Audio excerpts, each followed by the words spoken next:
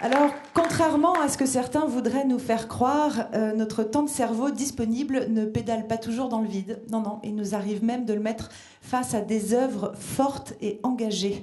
Pour remettre le prix de la meilleure fiction française, j'appelle Christian Bosseno, délégué du syndicat pour les prix télévision de la critique.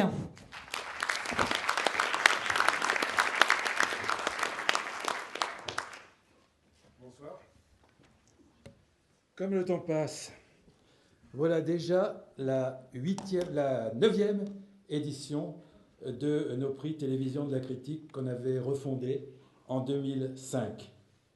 La consultation des 8 précédents palmarès est éloquente. Et je peux dire qu'aujourd'hui, plus personne ne devrait ignorer que le meilleur de la télévision n'a rien à envier au meilleur du cinéma. Derrière moi devrait apparaître, oui, formidable la technique, les noms du vaillant jury de la télévision. Le réalisateur de la fiction qui est primé ce soir est un acteur aussi talentueux que populaire. C'est aussi un metteur en scène de théâtre. C'est enfin, mais beaucoup trop rarement, un réalisateur de téléfilms. Ces 2 seuls films, téléfilm, excusez-moi, film de cinéma. Téléfilm est un mot qui a pris un sens tout à fait péjoratif, hélas, donc je préfère de films de télévision. Ces 2 seuls films de télévision donc, étaient Mémoire en fuite, réalisé en 2000, et Comment va la douleur, réalisé en 2010, 10 ans plus tard. Loués par la critique, ils traitaient tous les 2 de la mémoire avec, en miroir, le présent. Le film qui a été choisi ce soir sollicite aussi notre mémoire. J'allais dire une mauvaise mémoire.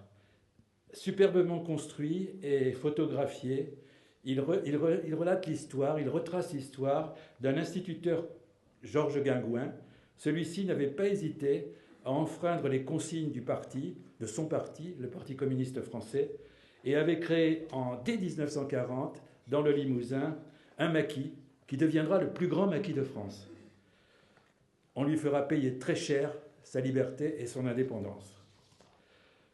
Le film qui lui rend hommage, écrit par Patrick Rothman et réalisé par François Martouret, s'appelle tout naturellement Le Grand Georges.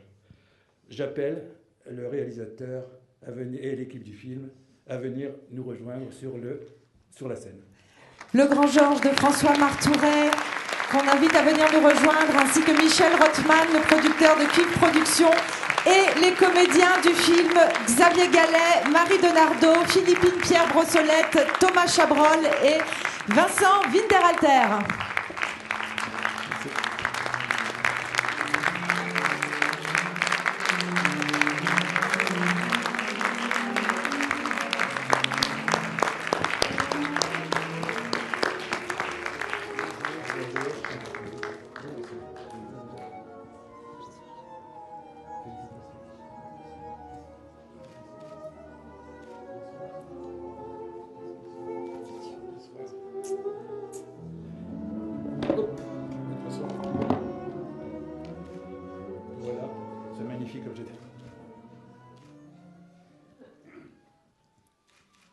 François, un petit mot. Oui, enfin un seul, merci. Merci, c'est intéressant d'essayer à la télévision de faire du cinéma, justement. Et nous sommes tous très contents et très reconnaissants de ça, enfin de ce prix. Et voilà, merci.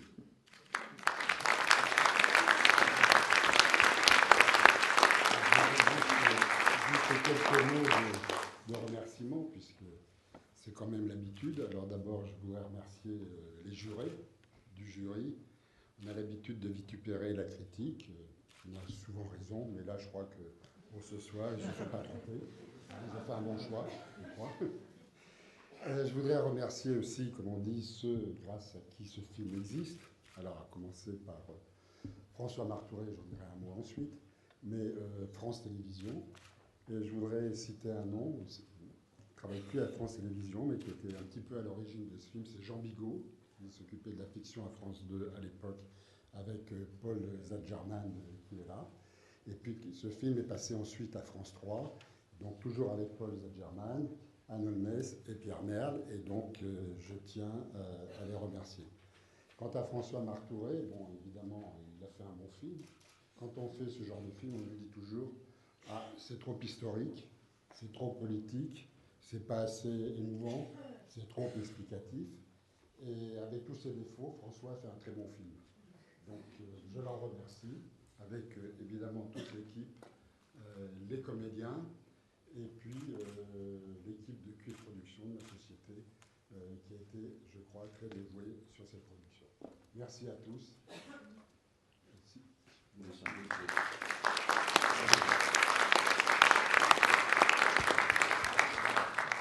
Sans doute c'est une convention, mais vous savez évidemment qu'on ne fait pas un film tout seul.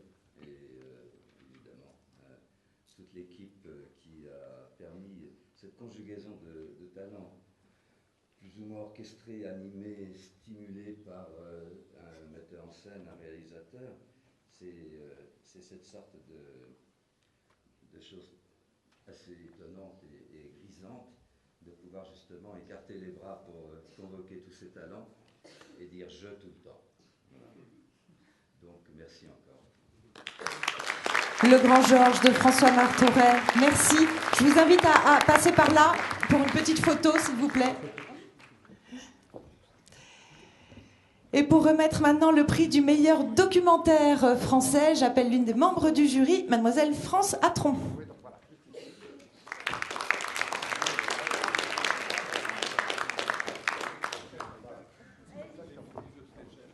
Bonsoir. Notre jury a décidé de remettre le prix du meilleur documentaire français à un film remarquable sur l'histoire de la chanson Rive Gauche avant la déferlante Yéyé, un film qui retrace parallèlement l'histoire de l'évolution économique et sociale de la société. Il s'agit de « Il est minuit, Paris s'éveille » de Yves Geland. Pour Arte, et nous invitons le réalisateur Yves Geland à venir nous rejoindre, ainsi que Félicie Roblin, la productrice de Zadig Productions, Émilie Dejon pour Arte, Aude Vassalo, la documentaliste, Olivier Raffet, le chef opérateur, et Lizzie Gerbert, la monteuse du film.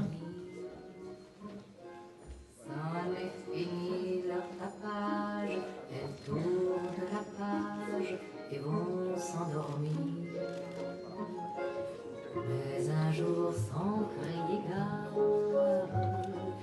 elles vous reviennent en mémoire.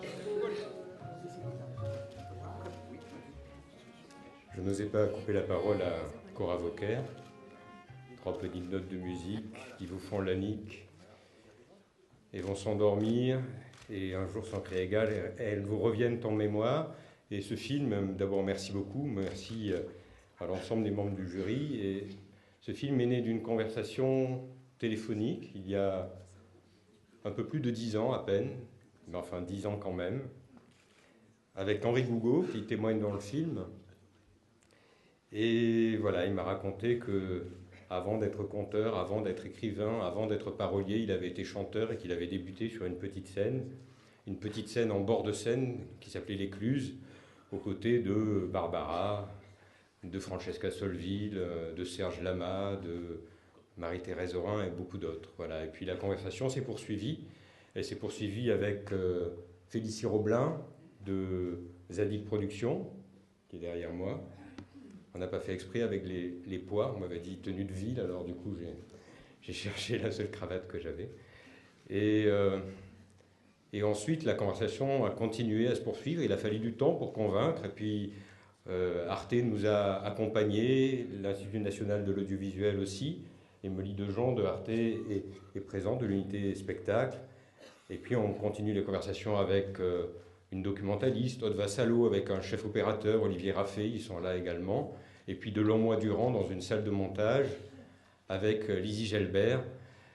Et voilà, et au cœur de ces conversations, il y avait Barbara, bien sûr, mais également les frères Jacques, Cora Vauquer, Catherine Sauvage, tant d'autres, Gréco, Brel, Brassens, Ferré, et j'en oublie. Voilà, et donc quand on va en salle de montage tous les jours et qu'on a ces petites notes de musique, ces visages et ces chansons, je peux vous dire qu'on a envie de continuer à réaliser des documentaires. Merci beaucoup à vous tous.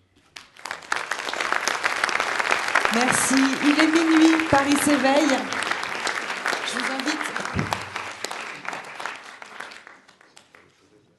Hop, voilà, passez par là. Une petite photo. Hop, hop, hop, par là. Merci. Et on va continuer maintenant avec le prix de la meilleure série française. Et pour le remettre, j'appelle Pierre Langlais, membre du jury.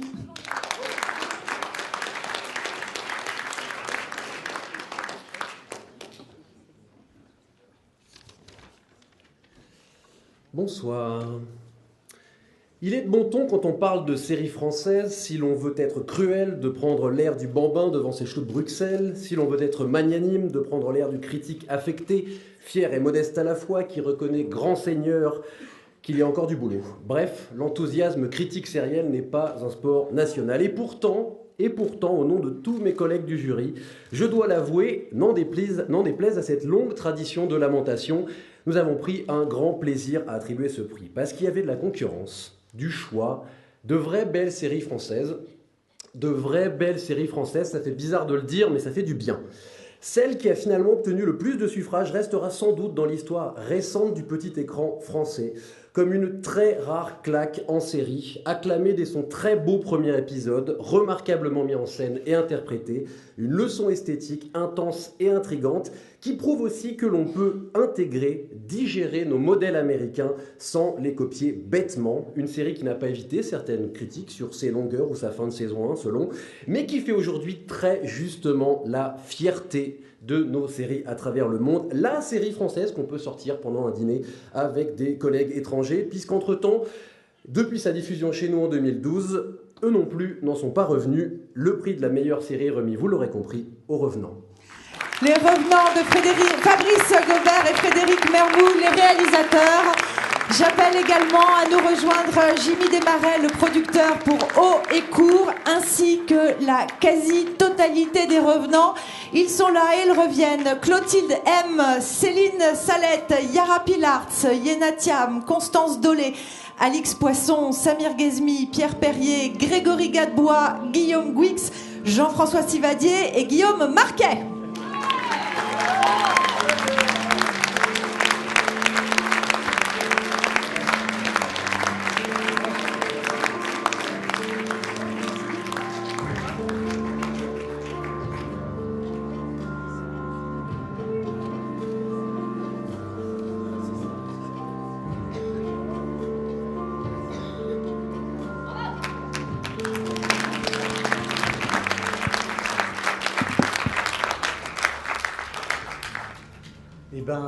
Au nom de tous, merci beaucoup. Merci beaucoup au syndicat de la critique et puis merci beaucoup à la critique en général qui a été très très bienveillante et enthousiaste avec les Revenants, même pendant le développement de la série. Voilà, on s'est senti, enfin je me suis senti en tout cas beaucoup porté par l'attente et puis l'espoir que pouvait susciter notre incursion dans le genre fantastique, parce que c'est quand même une série fantastique. Voilà, c'était une tentative qu'on a pris beaucoup de plaisir, que j'ai pris beaucoup de plaisir à imaginer. Je l'ai imaginé avec des gens vraiment formidables. Donc il y en a beaucoup qui sont là et je suis content qu'ils soient là. Et puis il y en a qui ne sont pas là, et notamment Emmanuel Carrère, avec qui j'ai écrit le scénario.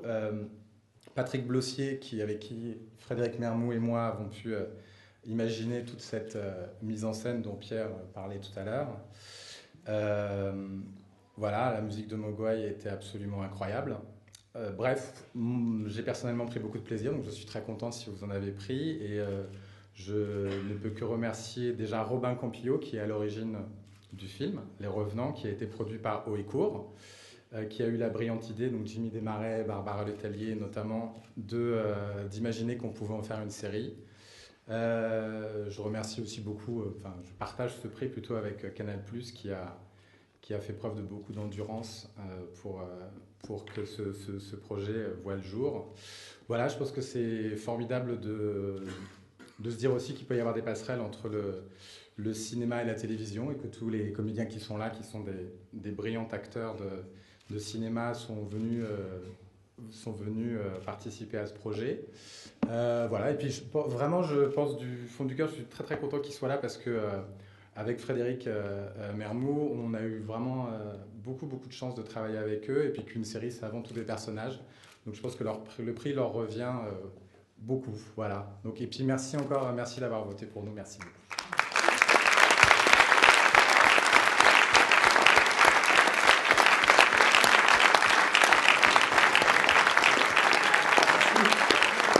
Merci, je pense que Fabrice a déjà remercié tout le monde, donc on ne va pas prolonger éternellement. Simplement, merci pour ce prix qui nous donne encore plus envie de persévérer, de continuer à donner vie à nos chers morts encore plus fort pour la suite.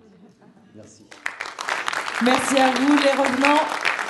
Une petite photo de famille, juste là. Merci à vous tous et merci d'avoir été là au grand complet.